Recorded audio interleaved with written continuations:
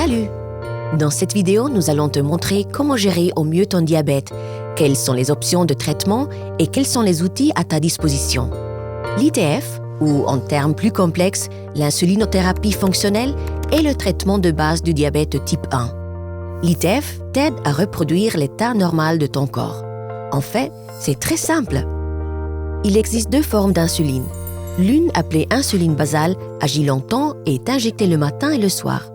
On obtient ainsi un taux régulier tout au long de la journée. L'autre, l'insuline en bolus, est injectée en plus avant chaque repas. Pour savoir exactement de combien d'insuline tu as besoin pour chaque repas, tu dois mesurer ta propre glycémie plusieurs fois par jour. Cela se fait avant les repas principaux et environ 2h30 après, c'est-à-dire au petit déjeuner, au repas de midi et au repas du soir, ainsi qu'avant d'aller se coucher et parfois aussi la nuit. La glycémie et la quantité de glucides dans ton alimentation sont ensuite utilisées pour calculer la quantité d'insuline dont tu as besoin. Au fait, les glucides sont présents dans les féculents, les produits laitiers et les fruits. Au début, tout cela peut sembler assez compliqué.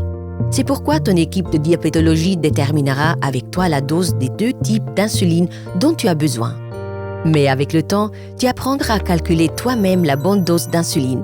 Tu verras, cela ira très vite. Dans tous les cas, l'objectif est que ta glycémie soit comprise entre 4 et 6 millimoles par litre avant le repas et qu'elle soit inférieure à 10 millimoles par litre après le repas. Ceci est également le cas pour les personnes qui ne sont pas diabétiques. Si ta glycémie descend en-dessous de 4, on parle d'une hypoglycémie ou hypo. On se rend compte assez vite.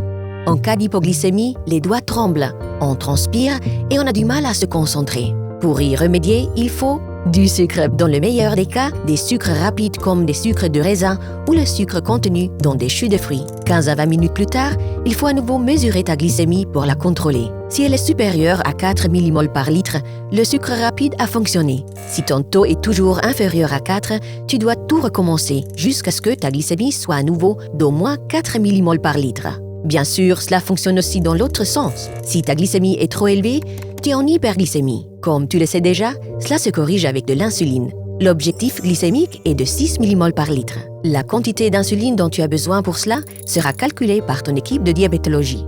Il existe également des avancées technologiques qui peuvent t'aider et faciliter ton quotidien. Par exemple, les capteurs de glucose, les CGM. Ces petits appareils mesurent régulièrement tes taux de glucose et t'informent, toi ou tes parents, en cas de taux trop élevé ou trop bas.